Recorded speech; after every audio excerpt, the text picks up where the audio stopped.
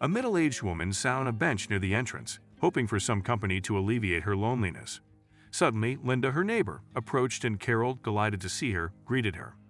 They enjoyed chatting, but as Linda passed by this time, she didn't even offer a greeting or farewell, which left Carol quite indignant. "You should have your eyes checked," Linda quipped, furrowing her brows. "You don't see anyone around you at all." Carol waved off the comment, her mind elsewhere, contemplating her own affairs. "Or maybe it's your sons that you should inquire about," Linda wryly added. Carol's son, Derek, was just around 30 years old, living with her and relying on her pension. He worked and made a decent income, but always seemed short of money. He spent everything he earned, rarely buying food, and mostly eating at home, often ordering in. She felt uncomfortable taking money from him, and if she asked him to buy something, he either forgot or ignored her. When he was truly out of cash, he came to her for money. Carol had a deep affection for her son. He was her only child, born late in her life. She tried to make him happy and wished for everything to be perfect for him. Her life revolved around him, and she had hoped to see her grandchildren someday. However, Derek only seemed interested in hanging out, and the neighbor was well aware of Carol's concerns.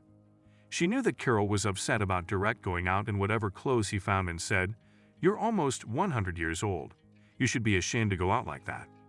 However, Carol remains steadfast in her ways. "Just look at your Derek," Linda scolded her, "and you can't claim that your mother lives in destitution. She merely doesn't need much." Carol defended herself, saying, "I'm not living in destitution. I just don't need that much." She was hesitant to admit that she was cutting back on her expenses, but Linda understood her actions even without words. She believed that living in such a frugal manner wasn't normal. Linda was convinced that if Carol ever felt ill, her son wouldn't lift a finger to help. It was as if she had jinxed it, as the situation played out just as she had feared. After their conversation, Carol decided to visit the hospital to have her eyes checked. She had started to notice issues with her vision, initially believing that eye drops would solve the problem. However, it turned out to be much more serious. Carol walked out of the doctor's office with a heavy heart, knowing she needed surgery. She didn't want to undergo the procedure, but she had no other choice. Otherwise, she risked losing her eyesight completely. It was thanks to Linda's influence that she went to the hospital and accepted the necessity of the operation. The elderly woman was worried that her son wouldn't react positively to the news, since she knew it would require him to take care of her for some time. However, she couldn't have anticipated Derek's reaction. In the evening, she informed her son that she needed an operation. Unfortunately, the procedure was only available at a cost. Derek, as expected, didn't seem thrilled. Worried, Derek inquired about the cost, but when he heard the amount, he became puzzled and mentioned that he didn't have the money. His mother reassured him, saying, "Don't worry, I have savings. I've been saving for a rainy day, and it seems like that day has come." She regretted that she had to use her savings, as it wasn't a small sum, not millions, but a substantial $120,000. Derek had no idea about her hidden stash. She hadn't told anyone or wanted to discuss it. These funds were her secret cushion. She had been quietly setting aside money, believing that she had her son's back if the need ever arose. Nevertheless, he remained nervous, as the operation was no trivial matter. "You say it's not dangerous, that there are guarantees of a good outcome," Derek remarked. His mother shrugged, admitting, "Well, there are no guarantees. There are always risks. There's a chance I might lose my vision, or the surgery might not go well. But not having the surgery wouldn't be any better. It's a blind and helpless path." The following day, Carol visited the hospital again, seeking more details about the operation. She obtained the referral for the required pre-hospitalization tests. On her way home, she withdrew the money. She didn't want to wait for several months for the procedure. She could schedule it almost immediately. However, she had 3 weeks to complete all the necessary tests before the operation. Carol decided to withdraw the money right away to ensure everything was ready. In the evening, she showed the funds to her son, saying, "Look, I withdrew all that I had." The money was allocated for the surgery, the tests, medications, and for any future needs related to treatment. Derek was surprised that his mother had managed to save up such a substantial amount with her modest pension. His eyes lit up, seeing that his mother was capable of covering all the expenses herself. However, Derek had a change of heart in the morning after a sleepless night of contemplation. He approached his mother the next day and said, "I've been thinking. You said the surgery involves risks, and you're still seeing fine for now. You're getting older.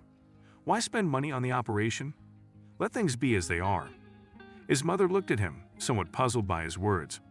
She called herself old, realizing that she wasn't a young woman anymore, but not having the surgery meant dealing with potential vision loss, which would create even more problems in the future. Experienced doctors hoped that the operation would go well. There was no point in delaying it, and if she lost her vision, it would be irreversible. It was better to undergo the procedure now, but Derek stood his ground. Then, you mentioned casually, I happened to come across a vacation package. Opportunities like this come once in a lifetime, you know. I didn't know where to find the money, but it's a tough job I've had, and I've been longing for a chance to relax. I've always dreamed of taking a break. So, what if you lived without the operation? It's not worth worrying about. Let's hope it will turn out for the best. Tisia Igorevna, always one to indulge her son, seemed to understand him this time. She realized that such an opportunity had come his way, and he longed for a vacation. She thought it wouldn't hurt to let him take this chance. After all, she had lived without the surgery so far, and perhaps it wasn't as dire as it seemed. But she needed to take care of her health too. Maybe Derek didn't fully understand that it wasn't just a whim. However, her son comprehended the situation and believed that the best decision was not to go through with the operation. It was safer, and there was no time for further contemplation. Derek was decisive. He quickly dialed the number of his acquaintance working at a travel agency, telling her to book the vacation package. He collected the money from his mother and left for his vacation the next day, leaving her in shock over her son's decision. Her hands were tied, and she couldn't take a loan. She cried, but had no choice. She thought, it will be what it will be. Perhaps I don't have much time left to live. My son says I'm already old. She sat at home for a day, coming to terms with this new reality. The next morning, she decided to take a walk, and later sat on a bench, admiring the surroundings. Thanks to Angelina on the first floor for planting those lovely flower beds, the trees in the yard, the children's playground. The residents managed to reclaim the space from parking. The yard is still quiet, she thought. How long can I enjoy all of this? Then Linda approached her, surprised to see her there. I thought you were in the hospital today. Isn't it the day for your cardiogram? Carolina looked up at her neighbor with a sad expression and couldn't hold back her tears. Linda's heart sank with worry for Carolina, but the anger she'd harbored about Carolina's son boiled over. She'd once told Linda about her son's behavior, and it had infuriated her. She blamed Carolina for raising him like this. She muttered angrily, I told you. What a scoundrel, Linda raged. While Carolina slowly came to terms with her new reality, her son was indulging himself without restraint on the beautiful French Riviera, living in a luxurious hotel with all-inclusive amenities.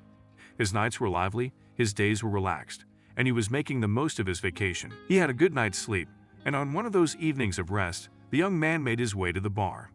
He settled into his favorite spot, ordered his beloved cocktail, and began scanning the room with a nonchalant gaze, like a confident guy unburdened by any problems. Looking down on everyone around him, they all probably seemed like rich folks, and right now, he was one of them. By the time he was sipping on his third cocktail, his attention was drawn to a particular lady. She was seated at a table in the far corner, slightly turned in his direction. She had a proud demeanor, an upturned nose, and hair that glistened as if sprinkled with silver in the dimly lit bar. To him, she appeared like an angel descended from heaven. Undoubtedly, she was magnificent. From a distance, it was evident that she was wealthy. In different circumstances, he wouldn't stand a chance, but now he had money in his pocket. He felt like a rich man, someone worthy of her. Derek decided not to let this opportunity slip away, and was determined to introduce himself to this beauty, no matter what. He ordered a shot of courage, drank it, and then confidently approached the lady.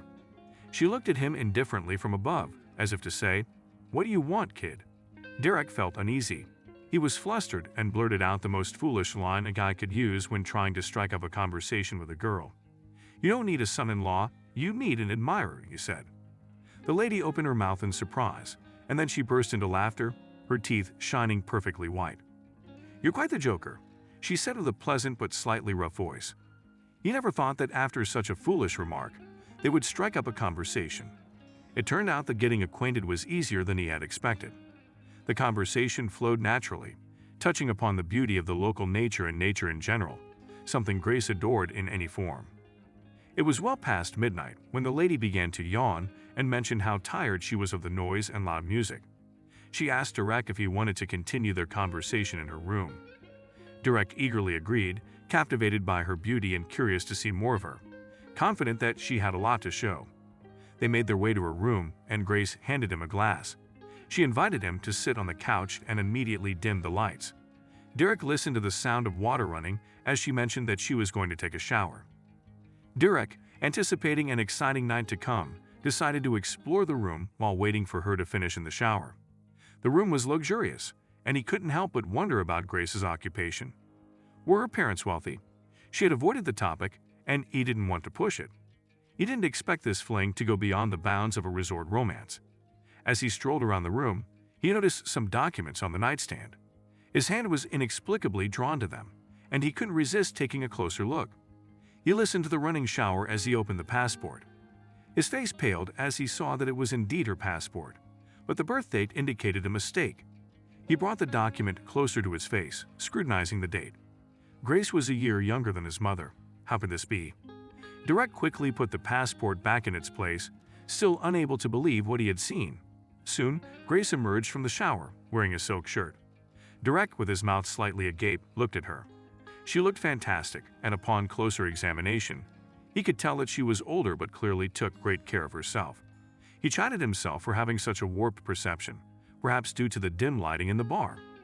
Grace was undeniably beautiful for her age, but Derek suddenly remembered his mother. He realized that his mother could be in the same position, and he had humiliated her. She was only 64 years old, with so much life ahead of her, yet he hadn't given her a chance. Derek apologized, jumped up, and left the room, leaving Grace perplexed and feeling sorry for both of them. He struggled through the rest of his vacation for a couple of days, as everything was already paid for, but he couldn't enjoy it. He returned home and apologized to his mother. She cried, and her son told her that he had money too, but had been foolish, trying to save and economize. What he wanted most was to be with her.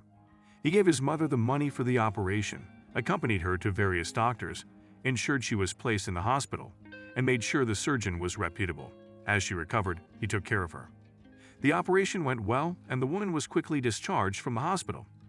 Her son picked her up, but he didn't take her home. Instead, he took her to a beauty salon. She couldn't believe it.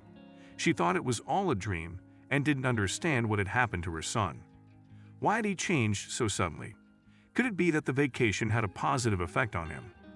Derek didn't confess to what had happened during the trip. It was embarrassing, but he was secretly pleased that he had been shown the right path.